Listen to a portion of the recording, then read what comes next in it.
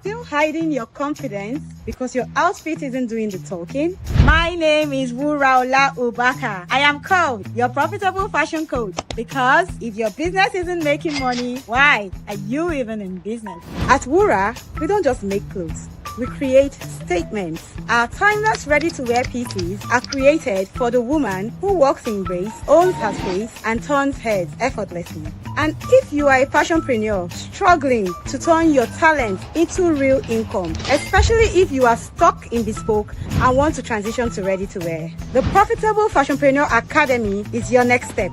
We teach fashion creatives how to structure, scale, and sell profitably. From the woman who wears it to the woman who makes it. Confidence and profits go hand in hand. Wura dresses you. The PFA builds you. So come, join the movement. Wear confidence and build profits with Wura and the Profitable Fashionpreneur Academy.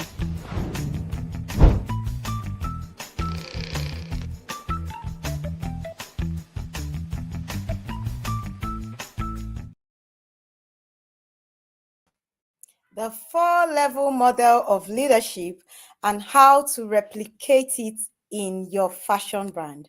My name is Wuraola Ubaka and I am called your profitable fashion coach, because if your business is not making money, why are you even in business? Welcome to another episode of our Fashionpreneurs Friday Live, where we interact with fashion entrepreneurs on different aspects of their fashion brands, of different aspects of profitability, of different aspects of running a ready-to-wear fashion brand with confidence and clarity. And today, we're going to be looking at leadership. Now, leadership in terms of fashion brands many times is something that we look at and we say, oh, why are we talking about leadership? Now I'm going to break it down. Most times when you ask fashion entrepreneurs what their biggest struggle is in running their fashion brands, you will hear hiring. Hiring is usually one of the biggest struggles of fashion entrepreneurs in running their fashion brands. But tonight I want to ask you, as a fashion entrepreneur, are you the CEO that your business needs? And what I mean by that question is that, are you able to actually have all the characteristics, all the skill sets, the character that you actually require in the people that you want to hire? Have you been able to embody the things that you want to see in your brand? So, if you want a particular skill set of, say, a tailor, you want the tailor to be able to pattern, you want him to be able to create clothes that fit the pictures you have in your head, you want him to be able to bring your designs to life. My question is that, are you able to be the person who actually does that, who creates these designs and can by yourself bring them to life? If you are, for instance, looking for a manager who is going to come in and structure your fashion brand, have you been able to put yourself in the position of a CEO who is able to create the structure that you need that manager to have? Are you able to create the systems that you need that manager to have? Are you able to create those implementable steps that you can replicate? And that is what the leadership we are talking about today is going to be focused on. My charge to you today is, are you a tailor? Are you a fashion brand owner? Are you a creative director? Or are you a chief executive officer?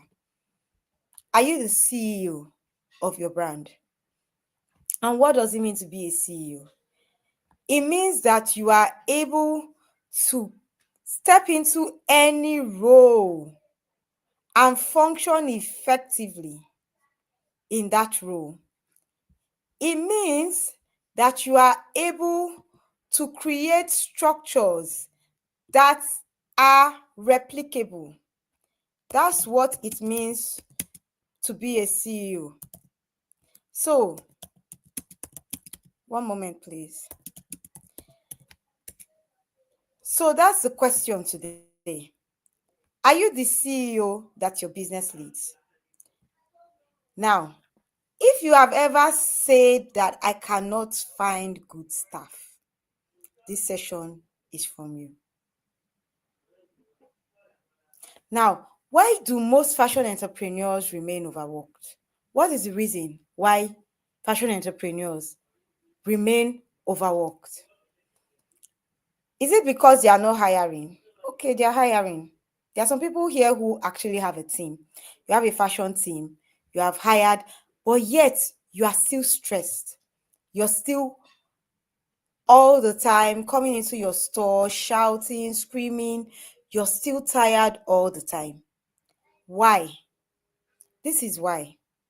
Number one, you hired to escape that stress. But before you hired, you did not create a structure. So, your hiring should be to expand something that is already existing, not to fill a role of taking away your stress. Now, if you have created a foundation before you start bringing people into your brand, then you would find that those people come in and they are able to actually function within a system that is existing. But here's what's happening to a lot of us, myself inclusive, even though I've left people on that table, I'm no more there. But I used to be there. I used to be that person who would first hire and then now try to create the role. No, the role for which you are hiring a hand should be created. The job description, the roles, the responsibilities, the reporting line of that job role must be created, be structured, be documented before you ever bring someone on board. Because if you hire hands, but you don't duplicate hearts, you don't duplicate the vision, you don't duplicate the values, you don't duplicate the culture of your brand, you will continue hiring and hiring and managing, but the people you hire will never lead. And if you don't hire people that can lead, what will happen is that instead of you to now be able to replicate a system where at some point you can step away from the business, you will be hiring hands, but you are still having to be there. You are still having to be inside the mess. You're still having to be there all the time. You haven't been able to replicate yourself in other people. And that's the mistake we make. Replication of self should be the first purpose of hiring. You have created a system, you know the way everything works, and then you are now bringing on people on board who are now going to take this system and reproduce it across departments. And this is so even if you are a solo entrepreneur. So you're the only person in your fashion brand right now. But you know that you are starting a ready-to-wear brand because Fashionpreneur Friday Forum is for people who want to actually start, scale, or transition to ready-to-wear. I am called to those who want to do ready-to-wear. My job is to help you to be able to transition from bespoke to ready-to-wear with confidence and clarity. That's my job. So if you want to start a ready-to-wear brand, this is where you are supposed to be, because that's what I'm called to do. I'm called to help you transition with clarity. So yes, let's go back to what we're saying. So you are supposed to be that person who has created those job roles, because as a solopreneur, so you were doing it by yourself. So I'll take, for example, you used to take the customer orders. In fact, let's start from the beginning of the ecosystem. You are ready to wear brand owner. You just told yourself that, okay, I know how to sew. I'm really excellent with my technical skills. And now I want to start a ready to wear line. So what's the first step you do? You have defined your vision, your mission. You have identified who you want to serve, who your customer is. You have niched them down. You know, okay, these are the kind of people I'm serving, and this is the particular solution I am bringing to that person. This is the part of her wardrobe that I want to cater to. This is the solution I want to bring to her wardrobe. Now you have identified it, and you now say, okay, so now I want to create my first collection. Christmas is coming. I want to be able to create a collection for her. So you now start with ideating. And as you're ideating, you're saying, okay, so it means that I need to do a mood board, do a production timeline of what I need to create and how long it will take me to produce and the route to market. Now, so you're creating the designs, you are sourcing the fabric, you are doing the toil, you are producing the designs, you are sampling, you are taking pictures, you're doing content, you're marketing, you're doing all those things. But all these things are departments in your fashion brand, which as you evolve and as you grow, you're going to have to now delineate these things to people. What do? As you are going through this process as a solo entrepreneur, it's your first collection. You are documenting. You are saying, okay, this is what it took me to do this collection. These are the things, okay, if I'm going to market, I need this. So now if I'm hiring someone who needs to go to the market, the person needs to be skilled in this. These are the skill sets I need for the market. This is the character the person needs to have. The person needs to be able to bargain. The person needs to be confident to name a price. The person needs to have the ability to reason. The person needs to have the ability to make sound judgments if they go to the market and they don't see A and they see B. The person needs to be able to take instructions and know how to now recreate designs based on the pictures that you've seen. You know, you list all the skills that you need this person to have because you had gone to the market and you knew what you had to do, you had to be to be able to get a bargain. You knew the particular skill set you had to deploy. You knew how confident you needed to sound. You want to document those things. So that is for your person who is going to the market. And then you come back from the market, you say, okay, I want to create this design. I need to do a pattern. Okay, what do I need to do a pattern? You list out all your things for your pattern. You write out how to actually go ahead to do the pattern, take the bust measurement, hip, whatever. You have that documented. You decide, okay, if I am making a dress, these are the steps I will use to make the dress, blah, blah, blah. Remember, you are doing all these things by yourself at first, but then you're documenting it because one day you will not be able to do those things yourself. And when you are not able to do them yourself, you need to be able to have had something, a document that makes it easy for you to replicate yourself in somebody else. Because if you're unable to replicate yourself in somebody else, what happens is that you hire, but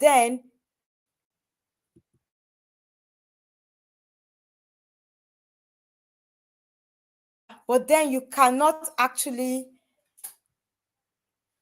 move out of that role because there is nothing that the person you have hired is working with. All they are working with is the instruction you come and give to them and say, oh, go and do this. So go and do this. You don't have a document that you can say, okay, I need you to go to the market today. Hold on to this, read through it so that it will guide you on how to navigate going to the market. Or you hire a pattern maker. Welcome to our brand. This is what we do.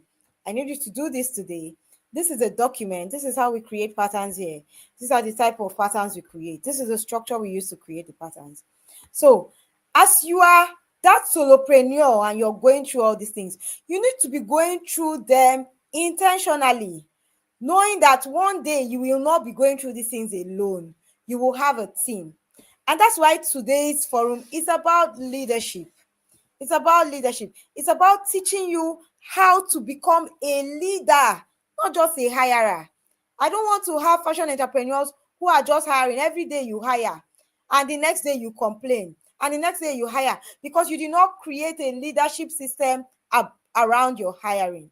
And that's why I've taken time to give you this example. So through every aspect of you creating that collection, from going to the market to actually doing the designs, to actually sewing them out, to actually sampling them, to actually doing the content, to actually marketing, to responding to a customer in the DM, to fulfilling the order, you need to have it all documented.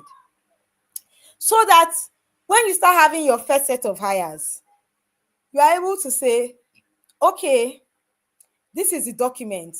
Of course, with your first set of hires, now remember, we are talking about the leadership ladder. That's what we are talking about.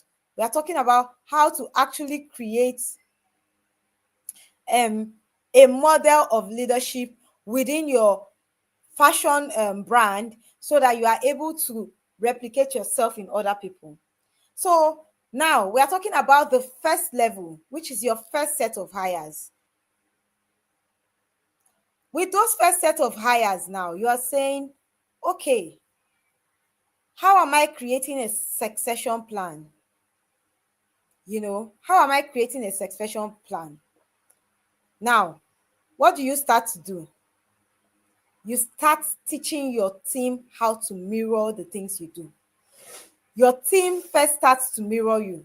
And they don't start by mirroring your work. They don't start by mirroring your cutting and sewing. They first start by mirroring your mindset, how you think, how you reason, your viewpoints. And how do you tell them how do they mirror your mindset? You give them a fabric. Oh, what do you think about this fabric? How do you think it aligns with the woman I have told you we make clothes for? How do you think? What makes you think it aligns with that woman? Okay, what kind of designs do you think we can? You want to be able to teach your team to think. That's the first thing you want to do. If you're trying to build a leadership framework, you have to first teach your team to think. And so, in your first set of hires, you are front, right, back, and center. You are there because you are passing across your vision, your mindset, your values, and your culture. You're passing across those four things before you ever pass across sewing or cutting or going to market. Because people need to buy the heart of your brand first to be able to know how to function within that brand. So you are mirroring your vision, why you started the brand, what the brand is about, what solution it is bringing, what makes you unable to sleep at night, why when you wake up in the morning you are sweating, because you know that there's a job, there's a mandate that you have in this fashion brand and it has to be fulfilled. You need to make the people that you hire catch the fire first. Your hires must be on fire with your vision. Now, after you have been able to, of course, these things are not things that you do in one day. There are things that have to be embedded in the entire ecosystem of your business such that you are teaching it continuously. It is a curriculum within your hiring process on how you teach, on how you transfer knowledge, on how you replicate yourself. So you're replicating your mindset, you're replicating your values, you're replicating your culture, and you're replicating your ideals. Now, so after those first set of hires come, you have finished replicating your culture. At least you continuously communicate it. You now have a document that now deals with their technical skills. That is the skills that you now need them to be able to know to carry out the actual technical job. So if it's a tailor, for instance, the skills to actually tailor. You want to be sure that the machinist can actually, sew properly. Or if it's a pattern maker, for instance, you can now start replicating the skills of pattern making. Remember, when you're hiring, you're not just hiring skilled people. Yes, skills are very important, but you need to always hire for character first. So you hire for character, they can have basic skills, and then you can always skill them up. Why? Because You are the one that has a unique idea of how you want to run your brand and of how you want that particular skill within your brand to be executed. So, for instance, everybody learns pattern making in different ways. Everybody drafts pattern in different ways. And perhaps you learned pattern drafting in different ways, but somehow you have been able to create your own signature system of pattern drafting, which makes your brand identifiable. You say, oh, these people, they do this type of patterns, this type of dresses, this like a. So now your pattern maker comes in. You're not just teaching him that, okay, oh, you know how to do patterns, but in our brand, this is how you do patterns. You're not just teaching him that. You're first teaching him about the woman that you serve, why you create a certain type of silhouette, how that certain type of silhouette is suited to that woman, why it fits her lifestyle, why that silhouette was chosen, how you are able to translate this in everything you do within your brand. Now you're teaching them your values. Okay, if your core value is fidelity, honesty, consistency, you're teaching them that in this place, we are consistent. And consistency means to a pattern drafter that when you create a pattern and someone orders for a size 12, a size 12 should be a size 12 if the person orders it 100 times. That's why it's a ready-to-wear brand. So you see, that's how you're building the value of consistency in your teaching of the pattern maker, his role. You're not just telling him, oh, do pattern. You're telling him consistency is a core value of our brand. And that means that we are consistent in our behavior, we are consistent in our product, and we are consistent in the way we show up. And the way we are consistent in our product is because we have patterns that are consistent. When we say this is the measurement we use according to our charts, our customers trust us to keep that brand promise, that our measurements and the sizing will always be the same. And so consistency is a core value of this brand. The pattern maker needs to know that. Don't just tell him, so do the pattern like this. He needs to understand why he has to do the pattern like that. And why, if he does not do the pattern like that, he is not just spoiling one dress. He is impeding on a whole brand culture that has been built. He's impeding on the values that you have built into your brand. If he does not understand how this work that he does affects your brand standing, your brand outlook, your brand promise, he's not going to give it the attention that it deserves. And it is your responsibility as the CEO to be able to pass on that importance of the why to him. And that is actually how you're able to create those leadership systems. So it is not about giving instruction, it's about passing on the heart. It's about passing on the heart of your business. And so your first level is your first set of hires. Your first set of hires, because you are teaching them from the source, and the source is you. Remember, your team will mirror your mindset. If you are scattered, they will be scattered. If you are excellent, they don't have a choice but to be excellent, because when they came, did they see you not being excellent? Modeling is the surest form of teaching. Modeling is the fastest form of teaching. Modeling is the most effective form of teaching. Anything that you want your team to become, you must first become it as a CEO. And that is what we are talking about when we talk about the leadership ladder. Now, your first hires catch that culture, they catch those instructions. They are watching you. The way you talk to clients, they are listening. The way you interact, they are listening.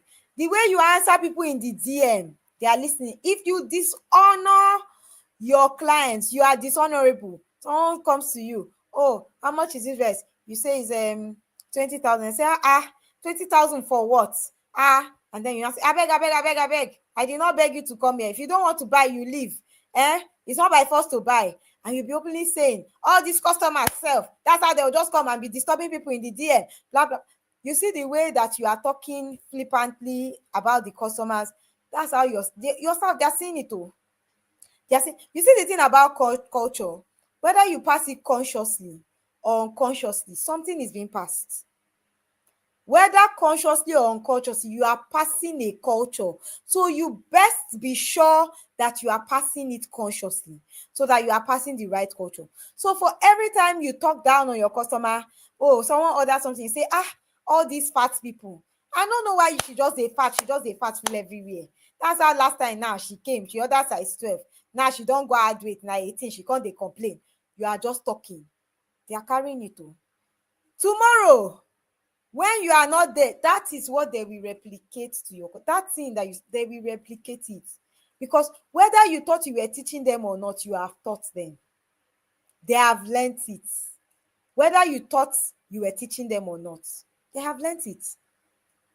So you must teach them how to talk, how to manage deadlines, how to handle pressures, how to respond with grace, how to treat customers with honor, while still maintaining the highest level of professionalism. You must teach them. They did not, you too often they're not born enough from the same mama. Even if you came out of the same mother's womb, you and your siblings, I'm sure you're not even the same. So imagine somebody that you just brought to your brand. You just want the person to just become perfect without them seeing you doing that thing that you want them to do. It's not going to happen. So if you want to hire right, if you want to train right, if you want to retain good hands, you need to become that staff that you want your staff to be. You need to become that tailor, that pattern maker, that manager, that runner. You need to become that cleaner. They need to see you living it, not speaking it. That's the only way you build a leadership culture in your fashion business. So now you have hired your first step of staff and you have trained them. What do you now do? How do they now replicate this training? You want to now move those first set of staff from doing to directing. Remember, I am teaching about the four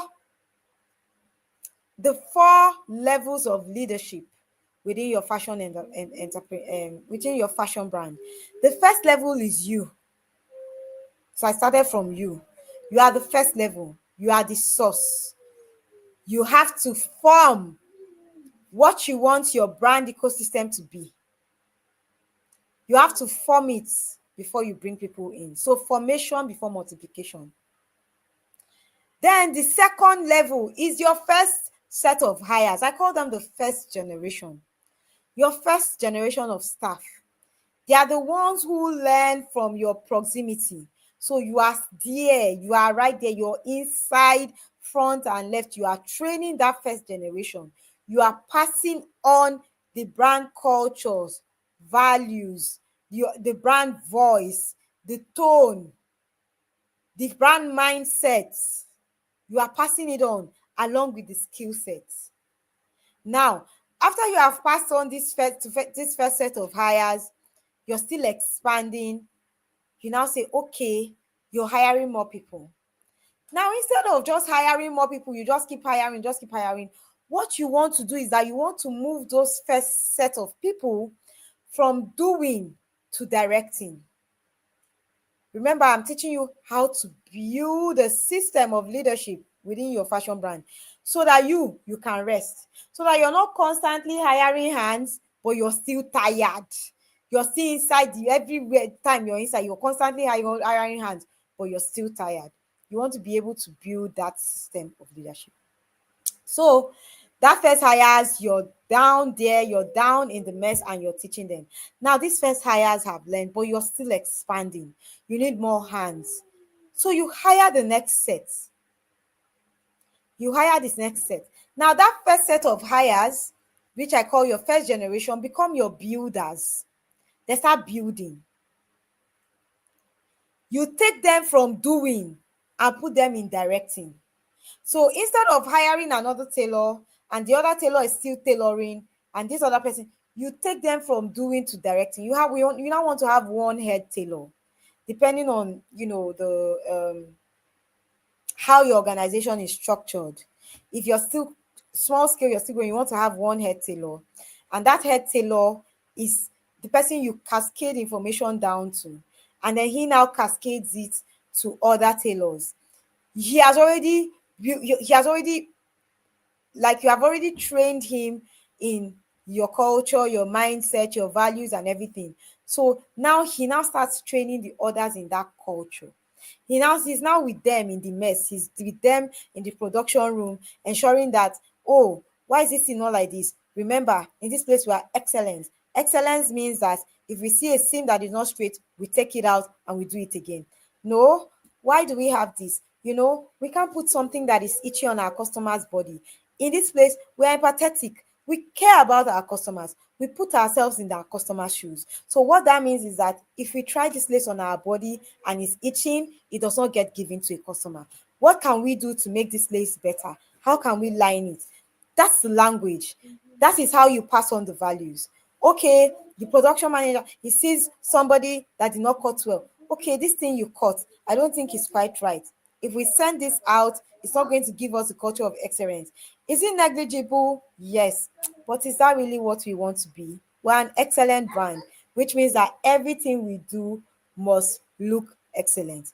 So that's how, because you remember, you have trained him, he has been with you since. So he has seen how this excellence is cascaded in everything you do, in your clothes, in your delivery, in how you speak to customers, in how you take orders, in how you move, in how he has seen it. So he's able to now tell the next generation, oh no, we don't do this like this here.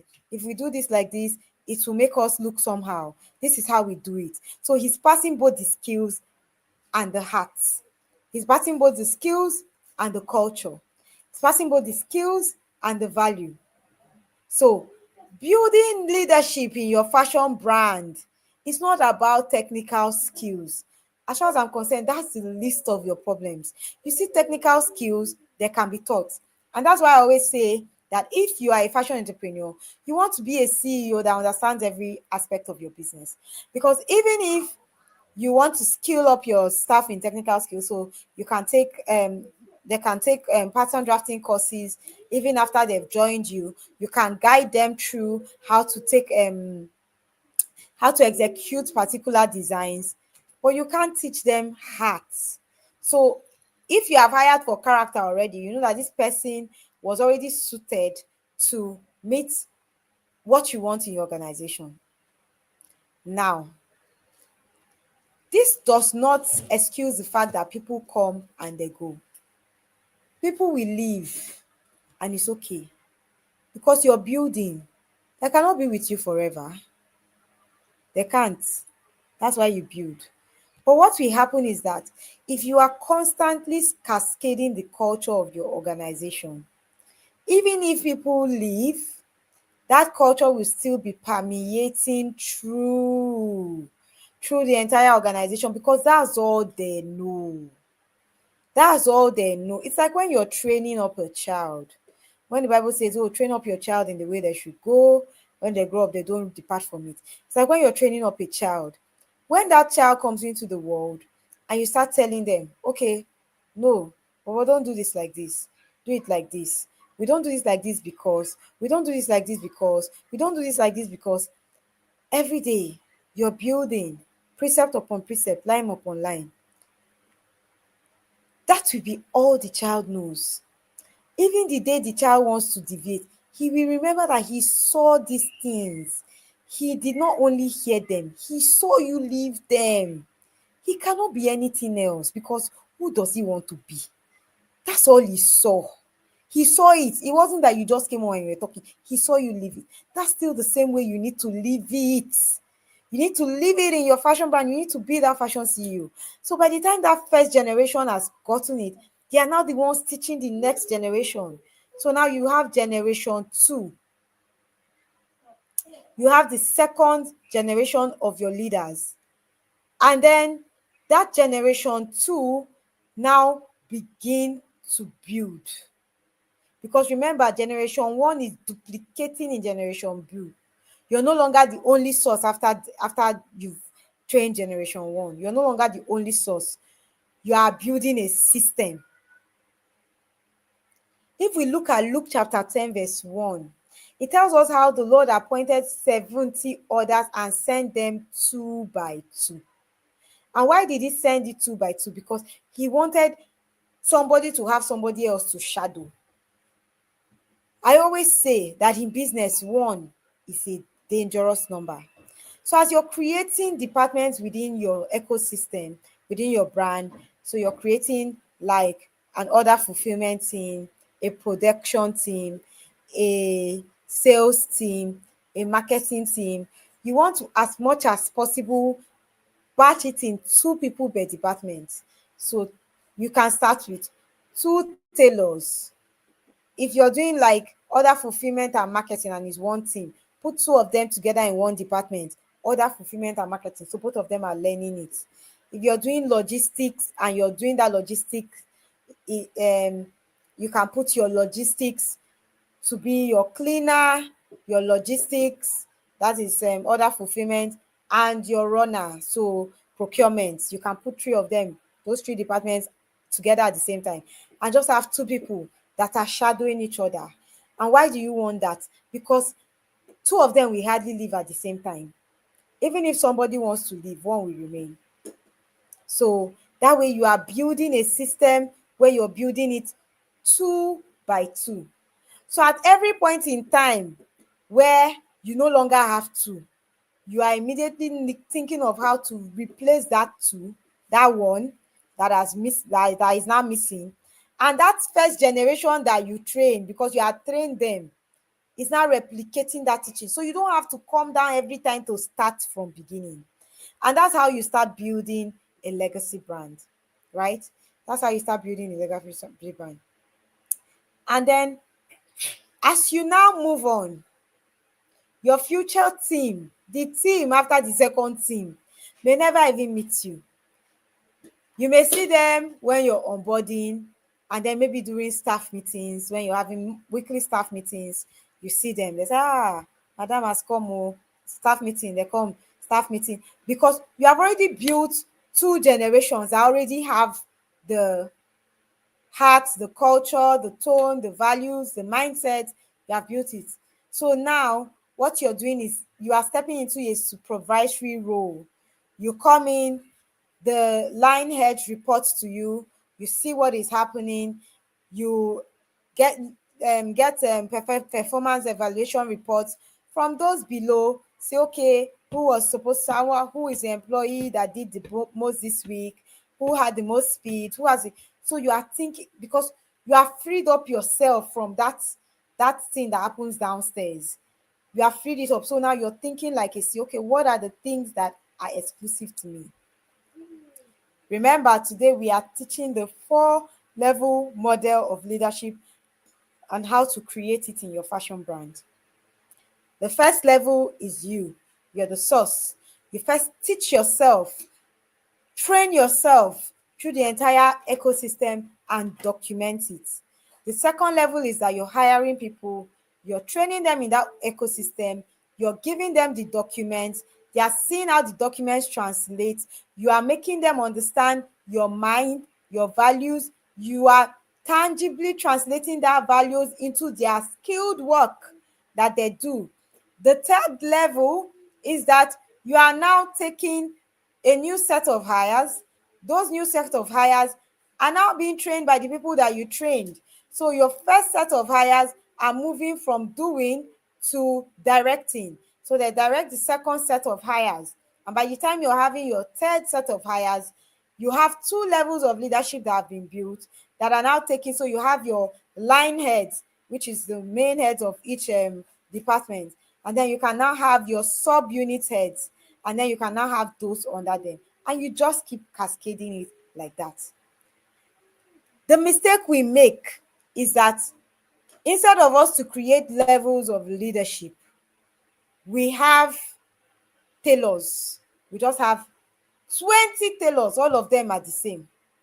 And the tailors are telling you, abeg, no talk to me anyhow o. No be say na because you just come this shop before me, you go think say all of us are one. No, you need to be able to create that leadership ecosystem so that it can free you up. Because guess what? If all the tailors are one, it means they have to keep coming to you.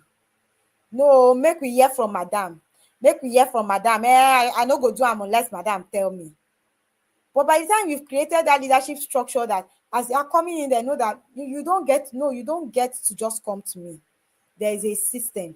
You need to go. Did you go through your line head? Did you go through this? But if you did not create that system before they came in, if they did not come and meet you functioning in it, they will bring chaos into your organization. And what will happen to those who don't know how to function in the system? They will leave, and it's okay. So what will happen is that you will keep hiring. Maybe you can hire 10, 8 will leave, 2 will stay. You keep the 2. You hire another 10, another 8 will leave, another 2 will stay. You hire again, another. That's how you keep hiring, and before you know it, you have a team of 20 people that have bought into your vision. And there's nothing as beautiful as that. If your team does not buy into your vision, you are just hiring, but you're not building. And so you will see that if you step away from your business for one day, it's like everything is falling apart. And that's not what we want to build. We want to build fashion business that are enduring. And it is only when you have a business that is enduring that it becomes profitable. So through the course of this evening, we have explored 4 levels of leadership. You, the source, your first generation hires, your second generation hires, and then the third generation hires. And I've shown you how to actually go about cascading your values, ethos, culture, and skill set to all these hires. Now, if everything I'm saying is sounding like French to you, if I'm saying pass on the vision, you're like, which one is vision again? Which one is skill set? Which one is culture? Which one is value? Then it means that you may need further help. It means that you need further mentorship. It means that you need to put yourself in a system that teaches you how to move from tailor to CEO. And that's exactly what we do at the Profitable Fashionpreneur Academy.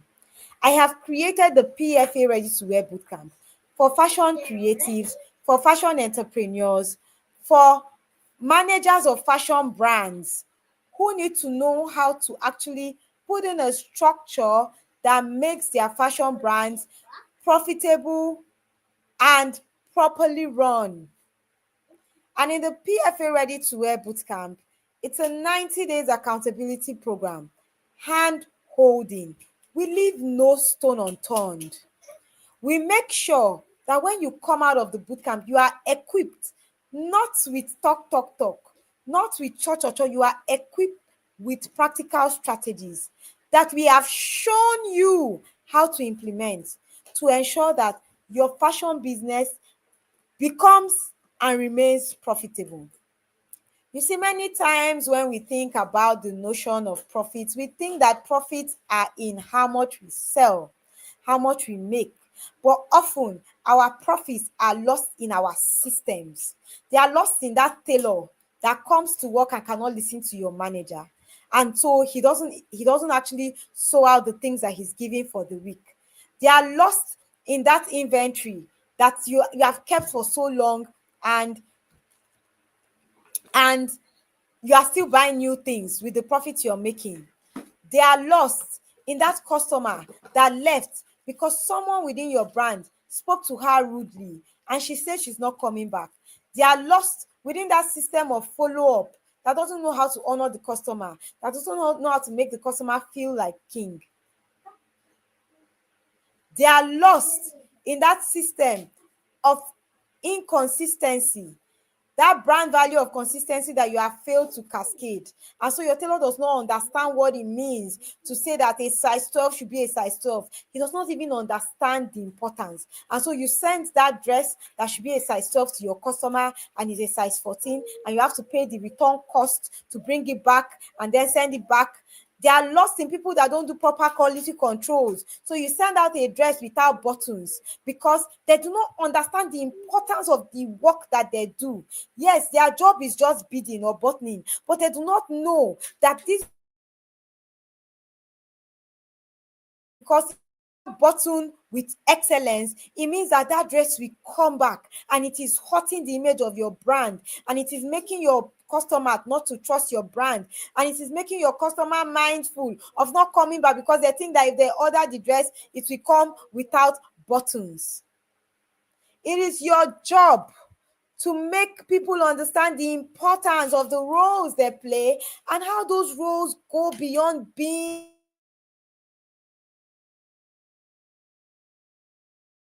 things that contribute to the profits of your brand. Those roles are not just tailor, pattern maker, drafter. They are the heart of your brand. If they are not properly done, the brand collapses. People need to be trained to understand that they are not just people. They are skilled servants in the vineyard of the Lord, which is your business. They need to be trained to understand that this job is not just a job, it is a ministry. And it is the way that you carry it out with excellence that makes it grow. It is your job as a fashion founder, as a brand CEO, to communicate that vision through your leadership. And if you sit down and you ask yourself hard questions, like, are you really building a brand that can be a legacy? Are you really building a system that can be multiplied? You ask yourself, what is one habit in you that you must multiply? What is one habit in you that you must drop? Who is one person that you can begin to mentor intentionally to be able to pass on this legacy? When you start asking yourself these questions and thinking like a CEO, you will see that the way you hire, the way you train, the way you replicate will be different. And that is what is going to start becoming your brand culture. And that's what is going to start creating an enduring legacy. And if you don't know how to implement all these things, then you need to get into the PFA Ready-to-Wear Bootcamp. The next cohort of the bootcamp starts on the 1st of November 2025. And once it is closed, it is closed. Now, if you're saying, all these people that used to come and ask for money, they just, my dear, guess what? Nobody really needs your money, but you need to know how to make that money. And 3 months, the cost of your 3 months, the cost of your errors in 3 months will be more than what you pay for mentorship.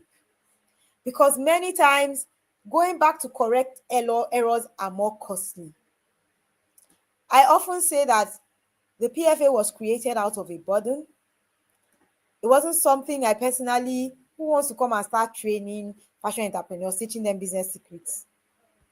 But it was something I felt I was called to do. It was something I knew I had to do because I saw people making the mistakes that I made, that I trained myself through, that I paid through my nose for mentorship to be able to build my fashion brand. And just in case you don't know, I am also a founder like you. I'm a founder and creative director of Wura, and Wura is a Nigerian ready-to-wear fashion brand that makes classy dresses that fit just right for confident women. Through my journey, through my own process of documentation, through my own process of becoming, I have now known what it takes to truly build a fashion brand that is profitable.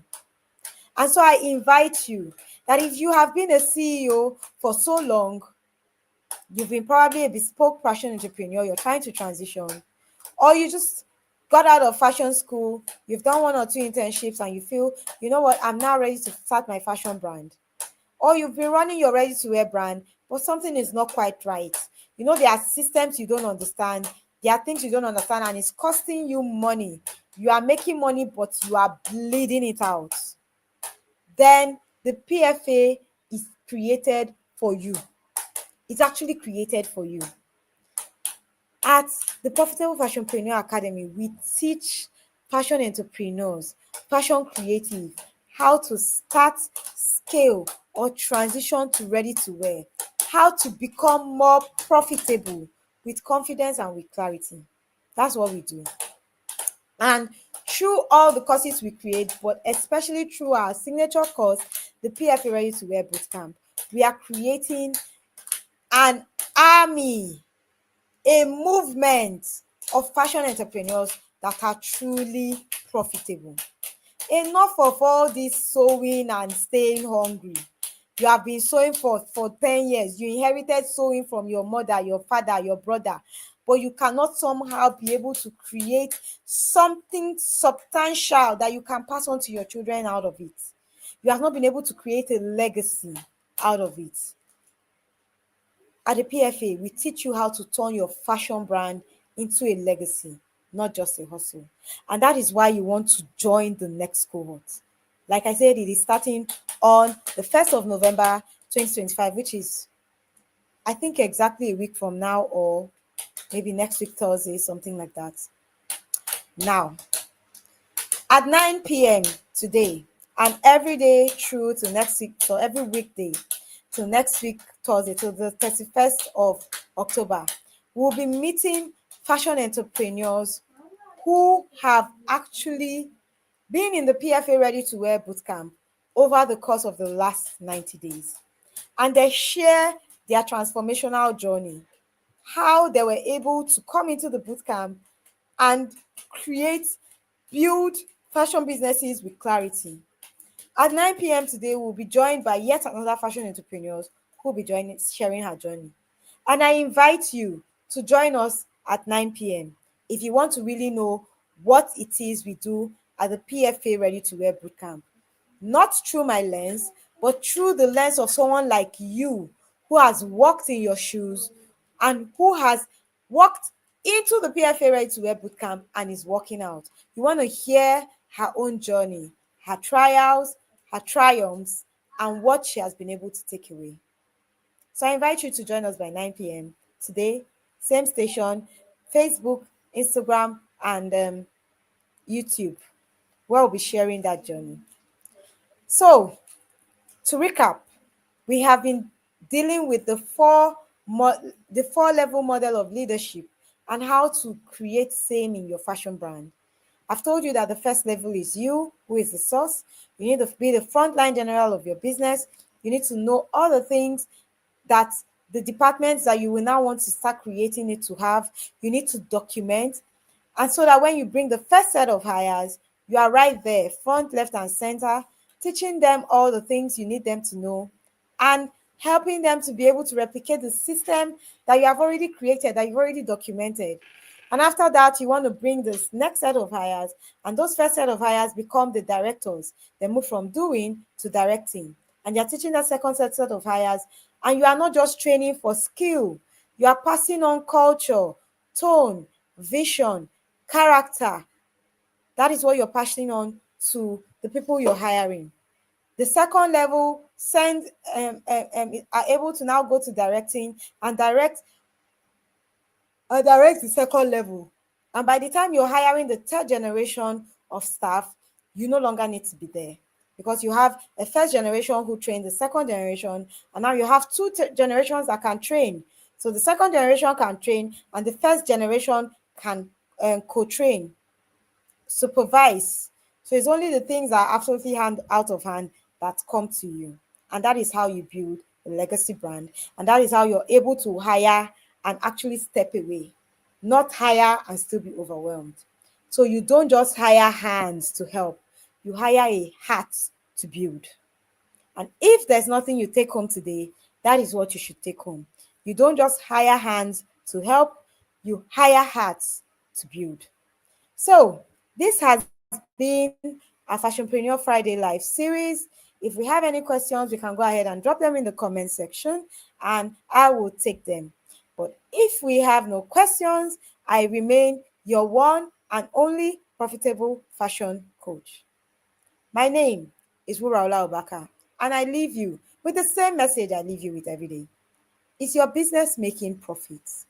Because if your business is not making money, why are you even in business?